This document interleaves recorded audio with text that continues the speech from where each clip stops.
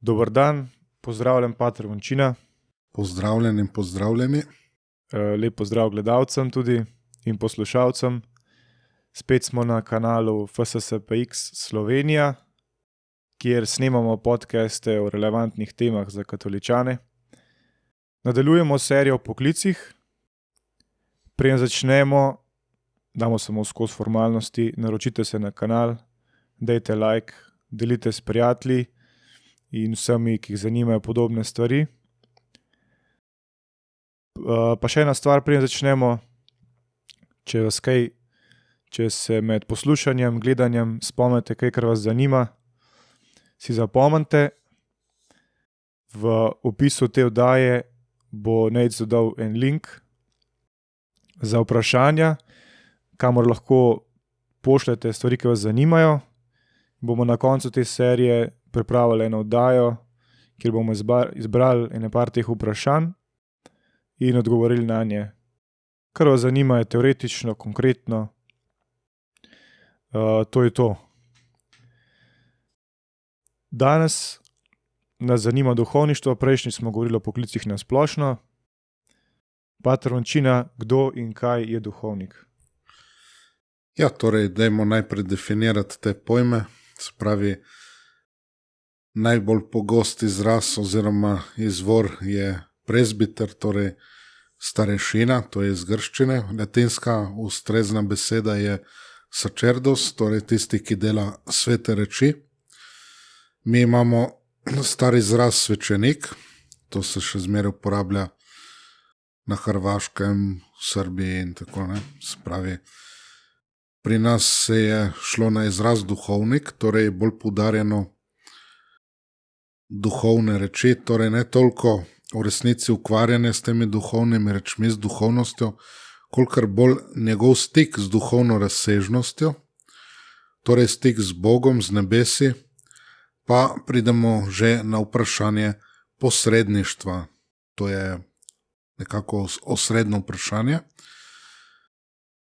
Pač človek nima, bi rekli, neposrednega dostopa do Boga. Kristus je edini pravi posrednik med Bogom in ljudmi. Kot da bi imeli nek prepad, pa je most čezenj postavljen, to je torej Kristus. In Kristus je, torej imamo ta izraz iz rimskih časov pontifex, ne, se pravi tisti, ki postavlja mostove. Se pravi, vrhovni duhovnik tam v Rimu je bil pontifex maximus in zdaj vemo tudi Petrov naslednik papež je tudi pontifex maximus, ne, ampak v resnici glavni pontifex maximus ali pa kar most, bomo rekli, da pridemo do Boga, je Kristus sam, ne. Torej po svetem Pavlu je edini pravi posrednik z veliko začetnico, večni veliki duhovnik. Je postavil pa cerkev in duhovnike, torej naslednike apostolov, škofe in duhovnike. Potem, ko je šel v nebesa, potem oni vršijo to posredništvo ne zres na mesto Kristusa, ampak on je tisti, ki po njih deluje, ne, spravi, in to bo deloval do konca časov. In sicer v moči Svetega Duha. Tako, spravi, duhovniki postanejo v bistvu drugi Kristus, ne, spravi, Kristus po njih delujejo, se preobrazijo van, ne, zato se tudi oblečejo mašna oblačila, se oblečejo v Kristusa, ne, spravi, tudi sveti Pavel pravi, da je treba si nadeti Kristusa, ne, tako da bi malo to bolj razložili. So več kot samo orodje v Božjih rokah, čeprav seveda smo duhovniki tudi orodje v Božjih rokah gotovo, ampak Kristus po nas dela tisto, kar dela, ne, se pravi, kaj ponovno ponavzočuje svojo daritev na križu, svojo krvavo daritev na križu, ampak seveda na nekrvavi način. To je bilo že napovedano v Stari zavezi z Melkizedekovo daritvijo kruha in vina. Tudi v templju potem je obstajala vedno taka daritev, ne se pravi kruha in vina in tako dalje, ampak ne bomo zdaj šli v te podrobnosti, morda bomo pa imeli kdaj priložnost bolj iti v samo skrivnost svete maše in tako dalje, ne se pravi te stvari. Ta izraz drugi Kristus ali alter Kristus se danes več ne sliši pogosto. Kaj pa točno pomeni? Kdo in kdaj je ta alter Kristus? Ja, kot sem rekel, se pravi, kadar duhovnik dela ta sveta opravila, ne, kot se reče, bogoslužje torej, ne, se zato posebej obleče in tako in takrat dela v bistvu Kristus to po njem. Ne. Zato rečemo, duhovnik je drugi Kristus, alter Kristus, ker v bistvu po njem vrši Kristus to zadevo in sicer v moči svetega duha. Zato smo duhovniki posvečeni, da potem moramo biti ta posredniški kanal, ne, za Kristusa, ne, da torej po svojem in očetovem svetem duhu te stvari vrši, da mi dobivamo po eni strani dostop do očeta, po drugi strani, da prihajajo milosti in vsi dobri darovi iz nebes, ne, tako da te stvari. Zdaj, novodobni duhovniki nekako jih moti, ker ni več toliko poudarka na neki zahtevi svetosti in teh stvareh, ne, se pravi to. Se zavedajo, niso nič kaj sveti, ampak tudi v novem obredu posvečenja duhovnik pač je poklican k temu, da se oblikuje po Kristusovi daritvi oziroma žrtvi, ne, po daritvi križa, te skrivnosti križa. In če tudi bi bil še tako slab duhovnik, tako daleč od Kristusa, po tej svoji svetosti, pa vendar v teh svetih trenutkih na neki skrivnostni, ampak resničen način je alter Kristus. Ne, se pravi, ni on tisti, ki to dela, ne, ampak Kristus to dela. Ne. Duhovnik dela, kot je še drugi izraz, ta se danes še vedno uporablja, dela in persona Christi, ne, se pravi, dela v osebi Jezusa Kristusa te stvari. Ne.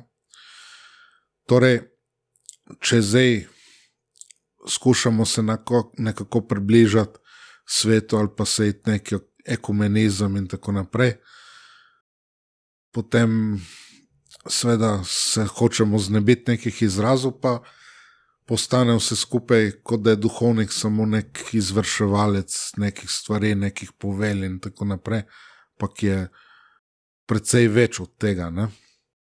Pa vidimo, ne. Potem se tudi duhovnika, če se tako zreducira, se pojmuje strani ljudi kot nekega serviserja, uradnika, obrtnika in podobno. Ne. V drugi strani pol rečejo, ja, saj vi duhovniki nič ne delate, ne. Ste eni lenuhi in tako naprej. Ne. Kot da, ja, pač, ker to pol gledajo samo takrat, ko se vidi duhovnika, se pravi, da ima šuje, da spoveduje, da ne vem, kaj dela, drugih stvari se pa ne gleda, se ne vidi. Ne. Je prišlo do nekega posvetnega pojmovanja duhovnika, kot da je to nek navaden človek, tak kot vsi ostali, to smo že zadnjič rekli, to je narediti tiste svoje reči, če ne pa ne dela nič posebnega, ne. Spravi, se ukvarja z nekimi čist svojimi zadevami in ga ne zanima, ne. Pak to seveda ne more biti tako, duhovnik mora biti tudi drugače poklican k temu, da se upodablja po Kristusu, ne. Spravi celo njegovo življenje, kot pravi lepo tudi pesnik Simon Gregorčič, ne, zdaj, če že malo omenjamo, ne, našo primorsko, našo goriško, natančneje, ne, daritev boditi življenje celo, ne, spravi to, in srca oltar, ki je najpomembnejši in to, kot on lepo pravi, ne. Že zadnjič smo govorili in rekli, pater Vilhen, torej ta naš pater, ki je zadolžen za Madžarsko, za apostolat na Madžarskem, da so pravzaprav sami naredili to škofje predvsem, ne, da bi delali duhovniki samo tisto, kar nihče drug ne more delati, da bi bilo čim manj duhovnikov in tako, pa da bi potem laiki namesto njih čim več delali, ne? Tudi te svete reči pa tako.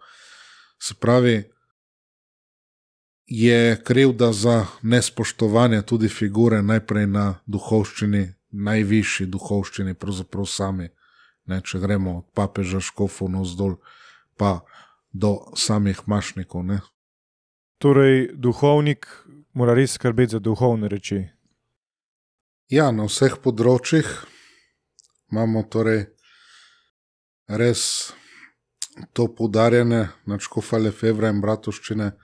Duhovnik mora biti res duhovnik, torej njegovo glavno delo je molitev, torej mora biti mož molitve.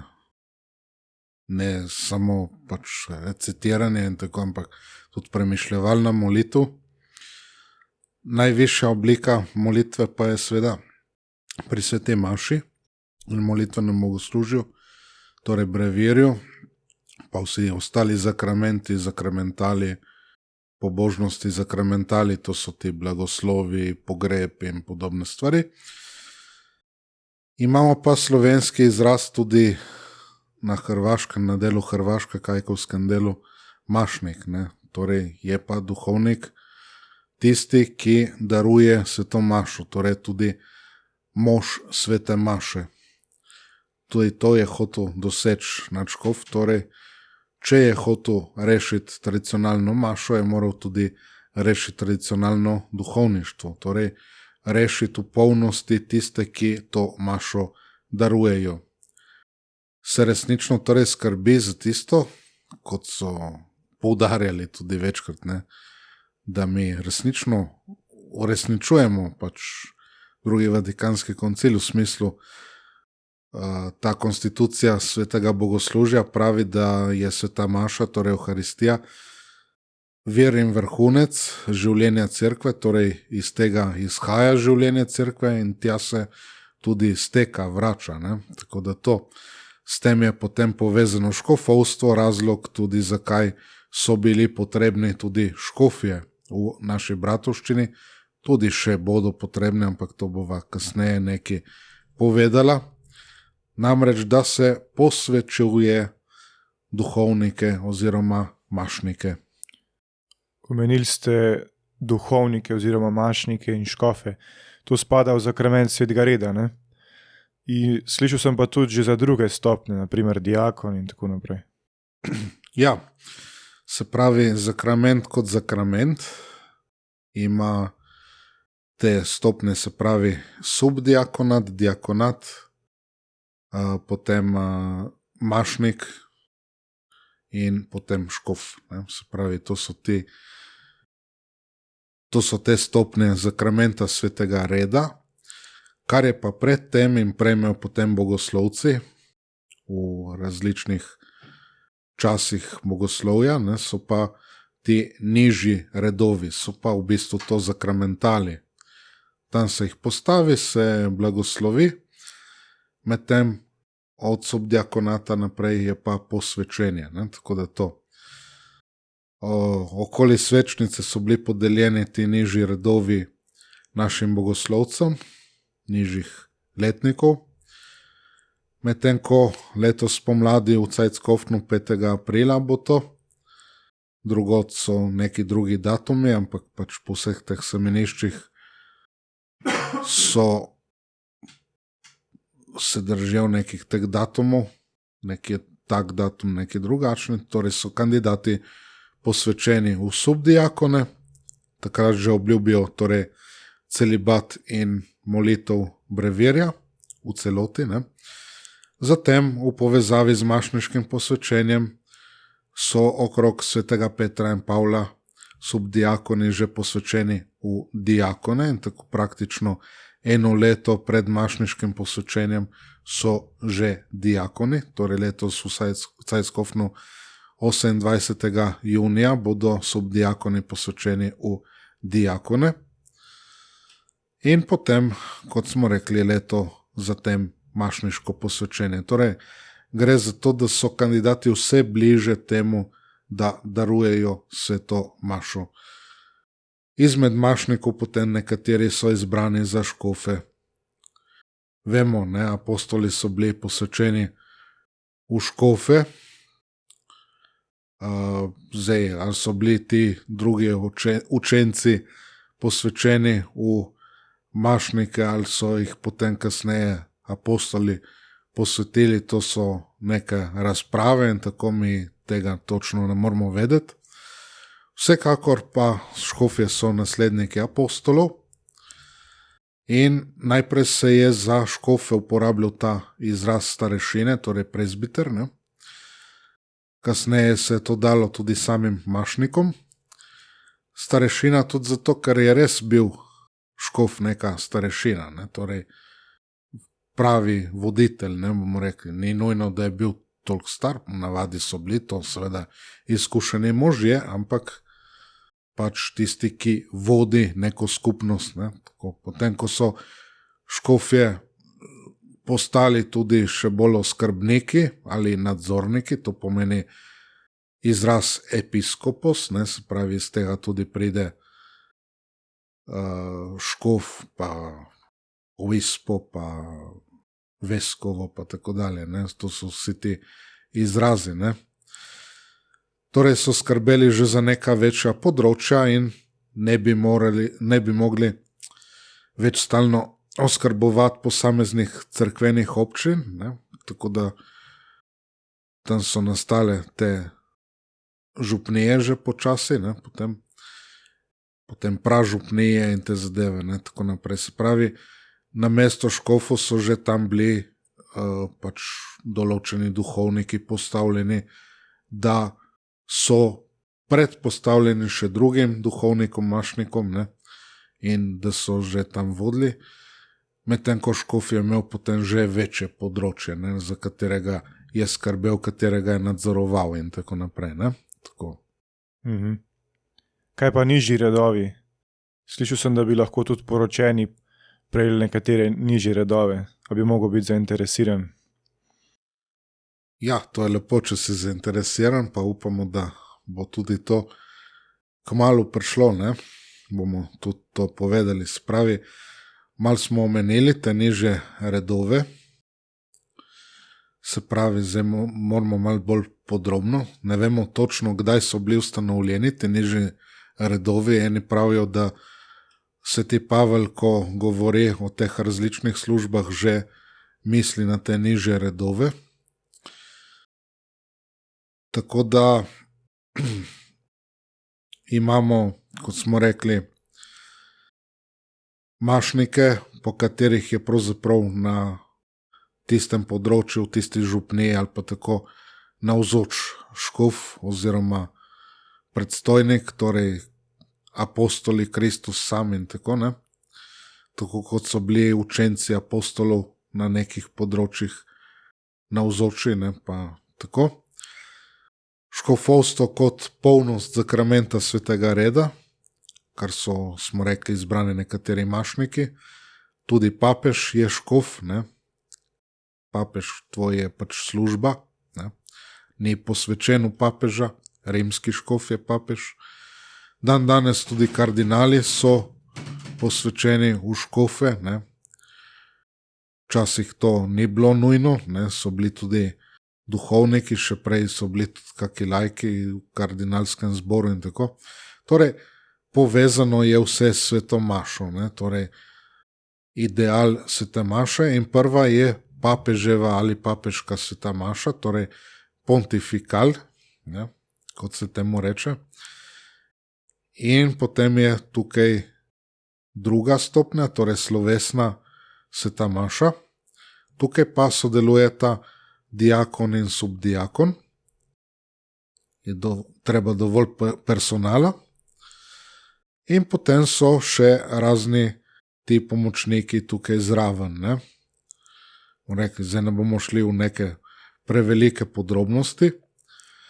Vemo, potem sveta maša gre še naprej, ampak to je bilo kasneje potem uvedeno peta sveta maša, ki pa nakazuje na to slovesno sveto mašo, ne, s svojimi prvinami in tako. In potem zelo stara je tudi brana ali tiha sveta maša, ampak ideal seveda ni najmanj, kar je možno dati, ampak največ. Ne? Tako da tukaj imamo te stvari, to so ti, bomo rekli, te nižje stopnje duhovništva. In potem to so vse stopnje svetega reda. Potem pa kandidati, ki se pripravljajo na duhovništvo, torej izrazijo pač to željo in tako, kot smo zadnjič govorili, in gredo v primernem času pred bogoslovje in potem skozi leta to pač prejemajo te nižje redove. Ne? Spravi najprej niso nižji redovi, no, bomo rekli, pridejo potem na vrsto. Spravi najprej pride v prvem letniku sploh preobleka, ne? Se pravi, da prejme nek kandidat to duhovniško oblačilo, talar, mu je dan, je preoblečen. Potem pride sprejetje nekako med klerike, med nižje klerike, torej niso še posvečeni, ampak seveda so že nekako med temi nižjo duhovščino, bi rekli s Svetim pismom, da so leviti, ne? Tako tisti, ki pač na neki nižji stopni delujejo pri Sveti maši, pri bogoslužju. In potem od 3. letnika naprej so pa že ti nižji redovi, se pravi vratar, ne, se pravi ostjarji ali vratar, ostjarjat, ne, in potem tako naprej gremo po teh nižjih redovih, ne, se pravi torej ostjarjat, red vratarja, lektorat, ne, se pravi red bravca. Potem, to je 3. letnik bogoslovja. Kandidati 4. letnika prejmejo še 2 redova, torej eksorcistat, zarotovalstvo, in akolitat, torej red mašnega pomočnika. Potem pa je že na vrsti subdiakonat in tako. Ne. Zdaj, Dino, še malo, če se zaustavimo, verjetno tudi ti se strinjaš, bomo potem se vrnili k temu, da bomo povedali to, kar bi lahko tudi vas morda zadevalo, ampak nismo še pri samem bogoslovju, ne? In to se zaustavlja. Ali... Ja, komot. Ja, ok, da ne bomo tam preveč se pol vračali nazaj. Torej, nekdo, ki čuti poklic, gre najprej v predbogoslovje. Zdaj pri nas imamo za naše okrožje pač to v Jajthofu, ne, se pravi, kjer je sedež našega avstrijskega okrožja. Vsaj nekaj mesecev so tam ti kandidati za bogoslovje. Neke stvari se učijo, neke stvari utrjujejo in tako se učijo tudi živeti v skupnosti, pomagajo z delom in tako se učijo nemškega jezika, latinščine, nekaj koralnega petja in teh stvari. In potem pride preverba in pride rektor iz Zeitskofna, torej iz Bavarske, in preveri, a so primerni, niso primerni, kaj se njemu zdi. Morda reče, ta naj bo še nekaj časa tukaj, ni še primeren, da vstopi v bogoslovje in tako, ne. Potem so sprejeti recimo v bogoslovje in so na voljo so 4 naša bogoslovja, ne. Mi imamo na Bavarskem, kot smo rekli, Zeitskofen, to je blizu Regensburga. Potem tisti, ki so kandidati za bogoslovje Jakonu, najprej so v Franciji, v Flaveniju. Potem eno bogoslovje v predmestu Buenos Airesa, torej v La Reji, ne, spravi, to tvoj oče dobro ve, kje je, ne, tako da, tako, pa tudi ostala žlahta argentinska, ne, tako da, ja, pravijo, da so zelo lepi kraji, upamo, da jih bomo kdaj obiskali, ne, tudi v kratkem, morda, ne vem, bomo videli. In seveda imamo v Združenih državah Amerike, torej v zvezdni državi Virginija, torej Dillwyn v Virginiji. Bilo je še eno semenišče bogoslovja v Avstraliji, ampak zaradi teh ukrepov, ki so bili proti koronski in te zadeve, so morali zapreti to bogoslovje in potem ti kandidati so se razporedili po ostalih bogoslovjih. Pač so bile velike težave, da bi lahko prišli kakorkoli v Avstralijo v bogoslovje in tako ne.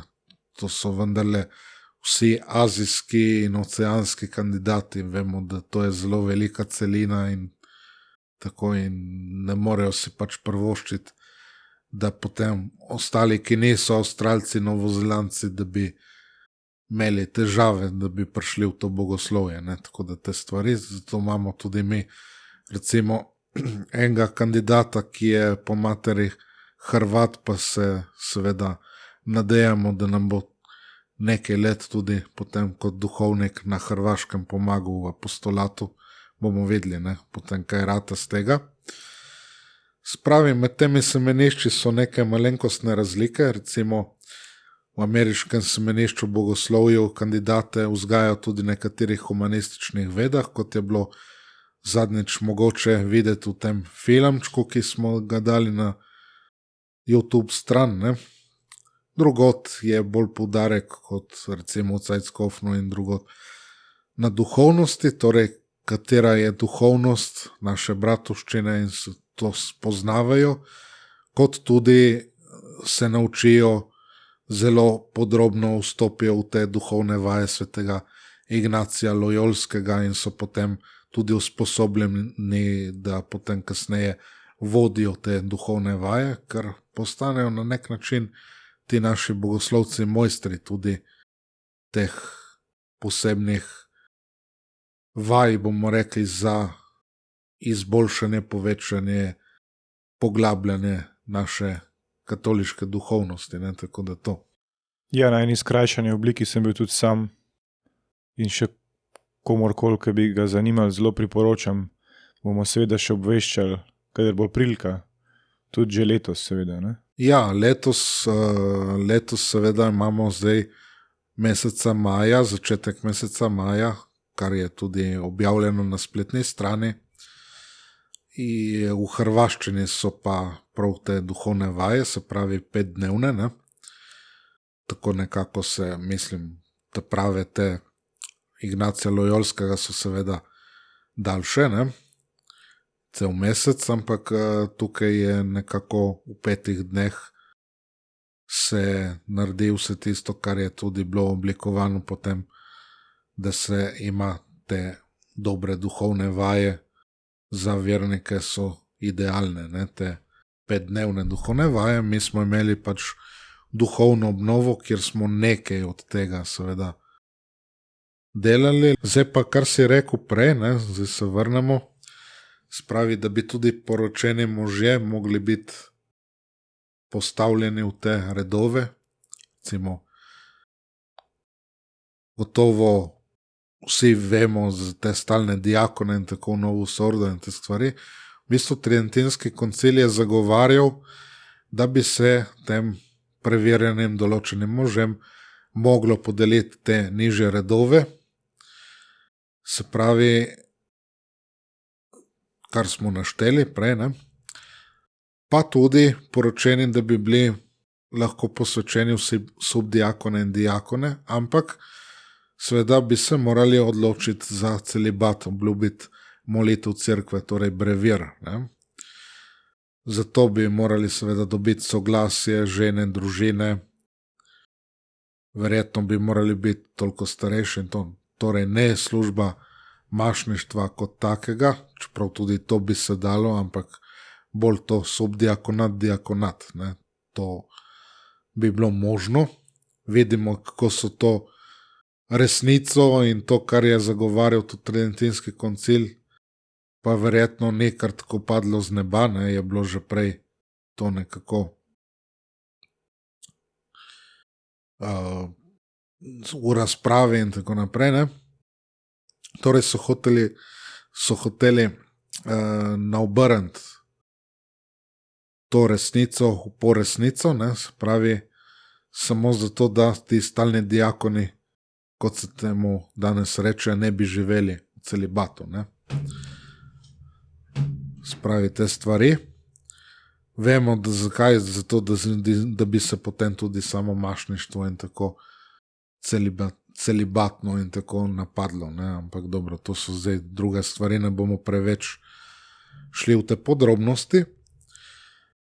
Torej, drugi vatikanski koncil naj bi bil neko nadaljevanje, pa ne prelom, zato so oni to naobrnili malo po svoje, ampak v resnici je bil seveda prelom, tudi papež Pavel VI zelo kmalu po koncilu je ukinil te nižje redove, zdaj so samo službe, ne. Še to niso vsi ti nižji redovi kot službe ohranjene, ne, ampak imamo recimo službo bravca, službo mašnega pomočnika, akolita, potem ni več subdiakonata, ne, ampak je kar direkt diakonat. Namesto tega so nekako sprejeti v pripravnike na duhovništvo, ne, diakonat in mašništvo, ne. Tako da te stvari. Torej, ukinilo se je tisto, kar je pravzaprav bilo zelo staro, ne. Recimo temu enako staro, morda pa celo starejše od mašništva samega, ne vemo točno, ne, kot smo rekli prej. Ampak Gospod Jezus je seveda z apostoli, mislim, on je ustanovil, postavil zakrament svetega reda, apostoli in zgodni nasledniki so potem zadeve seveda razčlenili že zelo zgodaj, tako kot jih tudi še danes poznamo v izročilu, v tradiciji. Po zadnjem koncilu so se šli nek strani cerkve obsojeni arheologizem, ne, torej, ko češ, da oni vejo, kako je cerkev te stvari živela od začetka in tako dalje, rečejo v prvih stoletjih in tisto vemo, potem rečejo Konstantinovska cerkev in tiste zadeve, ampak to je neka precej vprašljiva strokovnost, kako so to ugotavljali in videli, ne. Torej, bi rekel moj pokojni Nono, da so se obnašali, kot da vejo dve strani več od knjige, ne. Torej, da vejo več od cerkve, ne, kot take, ne. V cerkev je to živela, ne, pač v svojem izročilu, tako da v nekih sodobnih in pravih raziskavah se čedalje bolj v resnici potrjuje to, kar je tradicionalno cerkev živela, verovala, učila in tako, ne, pa se zavrača to modernistično, te arheologizme in tako, niso utemeljeni v resnici, ne, tako. Ok. Potem me zanima, kakšne vrste duhovnikov imamo. Kaj je razlika, na primer, med, kot včasih rečemo, škofijskim duhovnikom in redovnikom. In pa lahko še potem malo poveste, kako je s tem v bratovščini. Vem, da sem v Jajthofu srečal ne samo vas duhovnike, ampak tudi brate in nune in tako naprej. Ja, dobro, zdaj tisto bomo bolj podrobno šli v naslednji oddaji, ne, seveda sama tema redovništva. Gotovo so pa tako te sestre, ki niso nune, so sestre, ne, kot tudi naši bratje so zelo tesno povezani z nami duhovniki, ne, tako da to. Zdaj imamo, rečemo škofijski, ne, ampak v resnici bi rekli bolje svetni duhovniki, pa redovni duhovniki. Torej, ti drugi pripadajo nekemu redu ali družbi. Tradicionalno so imeli določeni škofje, recimo, če so išli iz teh duhovnikov redovnih, ne, določene posebnosti v barvi svojih oblačil, tako da te stvari. V resnici v bratovščini smo pravzaprav svetni duhovniki, ampak imamo pa seveda določene prvine svetnega duhovništva, pa določene prvine redovništva, ne, tako da pa misionarsko smo naravnani. Pač Škof Lefevre je izšel iz teh spiritancov, torej očetov Svetega Duha.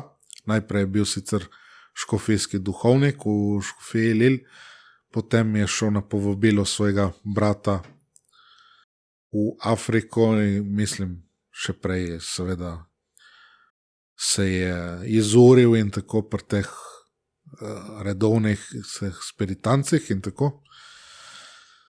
Mi imamo pa v svojih vrstah nekako 3 vrste potem duhovnikov ali podvrste, bomo rekli. Ne?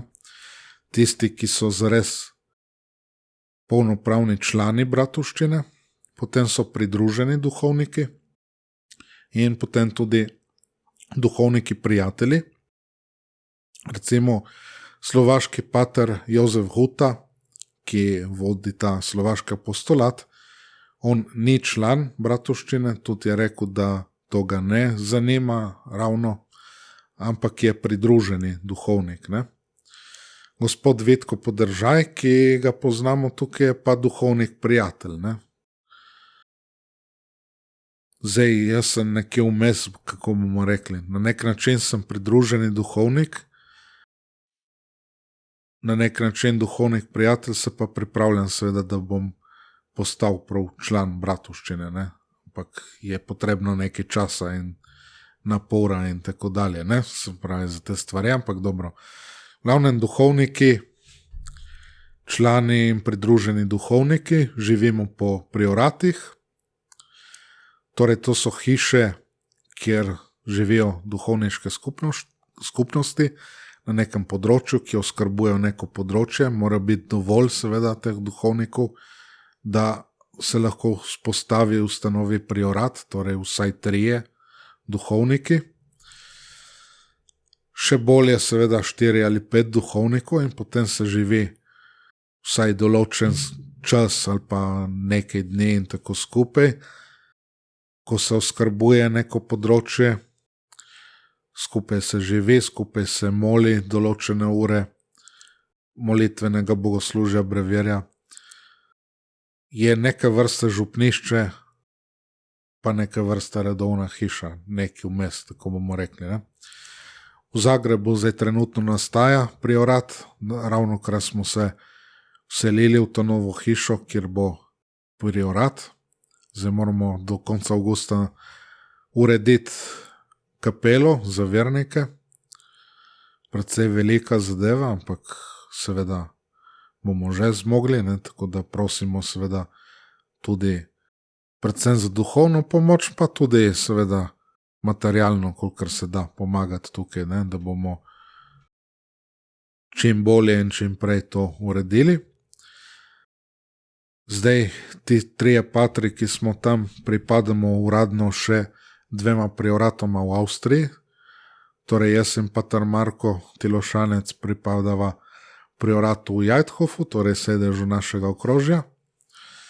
In pater Mihael Frej, Poljak, sicer pa pripada Dunajskemu prioratu. Ne? Torej, tako. To je nekako to, kar je tega. Zdaj, duhovniki prijatelji seveda ne živijo iz različnih razlogov v teh skupnostih, ampak prav tako so pod okriljem bratovščine. Ne? Recimo, gospod Vitko je torej sicer napravil vse te potrebne korake, da bi postal prav član bratovščine, ampak je potem bilo ugotovljeno, da je bolje tako, ker je bolj tako samotarskega tipa, pa bolj puščavnisko živi, pa tako to mu bolj ustreza in ne more prav tako funkcionirati, bomo rekli, v neki taki duhovniški skupnosti, torej živi sam. Ne? Kar po eni strani je seveda težje, ne? Ker skupnost vendarle ti tudi neke stvari pomaga, po drugi strani je pa tudi za neke stvari lažje, ne? Tako da so zmeri plusi in minusi. Tako podobno živijo potem še drugi duhovniki prijatelji, kot recimo na Madžarskem. Zdaj, kaj to pomeni?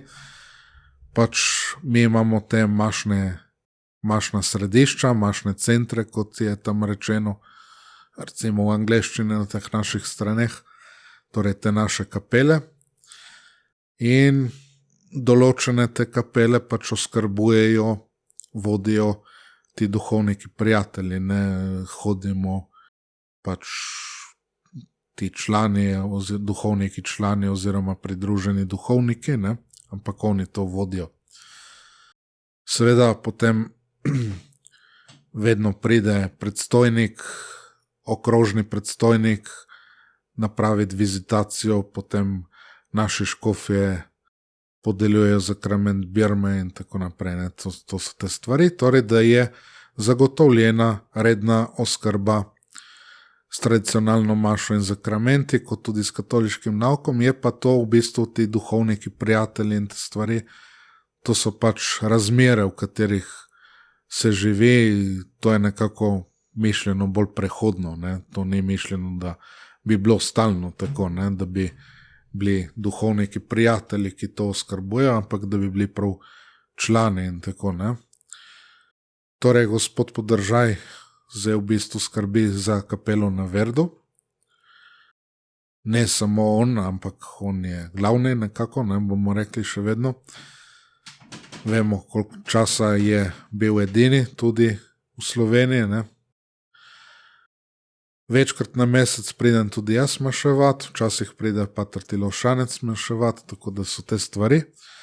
Imamo seveda še kapelo v Mariboru, ki je zaenkrat v zasebni lasti vernikov, ampak tudi jo naša bratovščina oskrbuje, ker so jo poklicali že od leta 2019, torej so hodili patri najprej iz Celovca, Gradca in tako pa pater Marko in tako.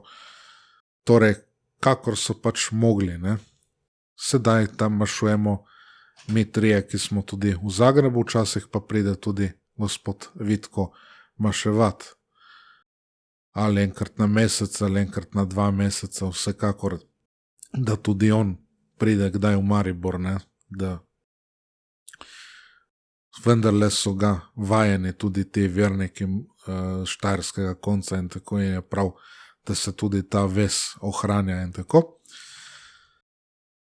Niso vedno neke te kapele uradno pod bratovščino, ne, ampak za naši 2 kapeli v Sloveniji pa to velja, ne, če tudi bi kdo kaj drugače govoril.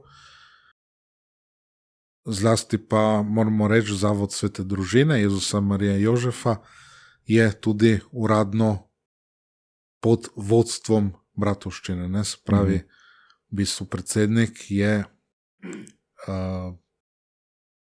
bodisi bomo rekli nek predstojnik, pač kadar se je to naredilo, je bil to pater Štefan Fraj in zdaj bomo to pač ažurirali, ampak nekako bi bil ta okrožni predstojnik, ki je tudi predsednik tega zavoda, ne, ki je bil ustanovljen. Se pravi, to je uradno pod bratovščino, ne, da ne bi kdo mislil.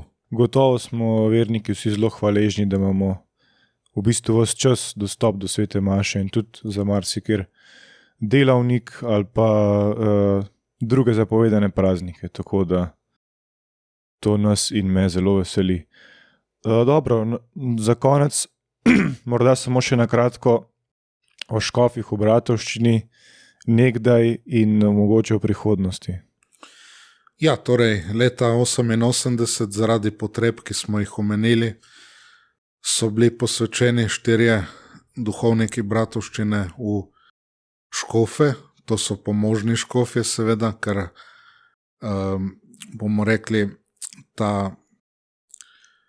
to škofovsko poslanstvo pride od papeža, ne, zdaj oni ne morejo dobiti poslanstva, ne morejo dobiti neke krajevne škofije, ne, so pomožni škofje. Torej so posvečeni za to, da se zagotovi posvečevanje duhovnikov in da se podeljuje zakrament svete birme, da se posvečuje cerkve, zvonove in podobne zadeve, pač kar je lastno škofom, ne. To oni počnejo v moči svojega posvečenja. Drugače krajevni škof potrebuje strani papeža pač tudi poslanstvo, ne, spravi, mora dobiti to uradno potrditev, ne, in potem je krajevni škof, recimo ljubljanski nadškof, koprski škof in tako dalje, ne. Zdaj, pred kratkim so dobili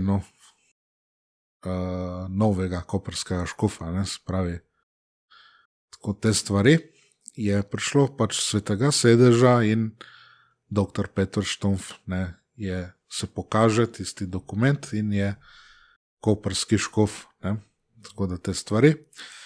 Lani in letos 2 od teh 4 škofov sta umrla, najprej Monsignor Tissier de Malaret, lani in letos potem Monsignor Williamson, ampak Monsignor Williamson je šel po svoje, je bil tudi izločen iz bratovščine. To smo tudi na kratko objavili. Lansko leto je umrl torej škof Monsignor Vitus Honder, ki je bil spodbujen, tudi bomo rekli, strani papeža, tudi torej mu je papež dovolil in spodbudil, je živel torej v semenišču v Ekonu, pa je pomagal s posvečenjem zbirmami in z vsem potrebnim tudi bratovščini. Pa prej so bili tudi še drugi škofje, en filipinski in tako dalje. To so ti škofje, ampak naša bratovščina seveda, ko bo potrebno, bo še kak škof posvečen, ampak s tem se ne gre preveč ukvarjati, ne imajo pač preveč časa za vse to, ampak premalo časa za tisto, kar bi morali delati, torej skrbeti za lastno zveličanje, pa zveličanje tistih, ki so jim zaupani, ne, tako, če sem lahko malo kritičen, ne vzeti za slabo, ne, torej verniki, ampak tako je, se čist z nekimi takimi stvarmi, ki se nas ne tičejo, ukvarjamo doskrat, ne, tako da dajmo prepustiti tistim, ki so za to dani, ne, torej te stvari. Torej, kaj bomo rekli, Sveti sedež je že zdavnaj potrdil, da verniki lahko zadostijo v naših kapelah nedeljski dolžnosti. Papež je dal vsem našim duhovnikom pravzaprav, lahko rečemo, spovedno sodnost, zato ker pač je rekel, da morate prejeti brez problema vse od jubilejnega leta usmiljen naprej odvezo tudi pri nas, ne, spravi, to je uradna zadeva. Zdaj ta cerkveni pravnik, ameriški duhovnik, ne, John Zulsdorf pravi, da pač suspendiranjem ali pa kakšnim drugim duhovnikom ni mogoče dati nekih dovoljen oziroma teh indultov, kot se reče, ne, se pravi, teh dovoljen, ne, papiških ali pa škofovskih ali pa tako naprej, ne. Se pravi, da vidimo, ne, kam pes taco moli, ampak dobro, ne bomo preveč s tem se ukvarjali. Potem škofijskim kurijam, ki je naročil papež, naj velikodušno dajo dovoljenja, bodi si, da krajevni duhovniki prisostvuje porokam, ki potem ima naš duhovnik svetomašo, bodi si, če to ni mogoče, da tudi nam dajo, ne, pač dovoljenje za prisostvovanje porokam, ne, tako da tudi tukaj, ne, ta zadeva, torej vidimo, kdo ne uboga papeža, pravzaprav, ne. Torej, tle so neka dvojna merila, se delajo malo neumne, pa nočejo pravzaprav nekih stvari priznati, ne, čeprav papež je nekaj dal, ne, neke te stvari. Veliko nagajajo, ampak pač dajmo vzeti v zakup, pa dajmo moliti za te naše pastirje, se darovati, pa darovati vse te ovire v večjo Božjo slavo. Torej vse, kar dela bratovščina, seveda moči ne redne oblasti, ampak dopolnilne oblasti. Torej to pomeni, duše so v nevarnosti in mi se pač ravnamo, da je najvišji zakon za zveličanje duš. Ne? Se pravi, delamo vse za zveličanje duš. To je prvi in najvišji zakon v cerkvi, je torej zveličanje duš. Tako da mislim, da to vse, kar imamo tle zapovedati. Odlično. Hvala potem, pater Vančina, da se lahko pogovarjamo o teh temah, ki očitno, če sodim po odzivu na prejšnjo oddajo, ljudi zanimajo. Se vidi, da pri nas manjka taka vsebina. Očitno ljudi vsaj zanima, kaj jim lahko poveste. In tudi potem hvala gledalcem in poslušalcem. Povabim vas, da še naprej spremljate različne podcaste, pridige in druge posnetke na našem kanalu, ki bo še veliko. Tukaj so zato, da so vam v pomoč, razmislek, v navdih. Ponavljam torej, naročite se, dajte like, delite. Povabim vas seveda tudi, kdor mogoče samo spremlja te oddaje. Sigurno veliko ljudi spremlja te oddaje. Povabim vas tudi, da se oglasite pri Sveti maši na Verdu. Ne bomo vas pojedli, čeprav je okoliš mal neprijazen. Tudi v Mariboru, ne? Tudi v Mariboru. Seveda tukaj nam je bližji Verd. V glavnem, ja, se vidimo tam, če se opogumite. Upam, da vas bomo lepo sprejeli tudi ljudje, ki hodimo tam k maši. To je to. Naročite se, like, delite, z Bogom do naslednjič. Z Bogom.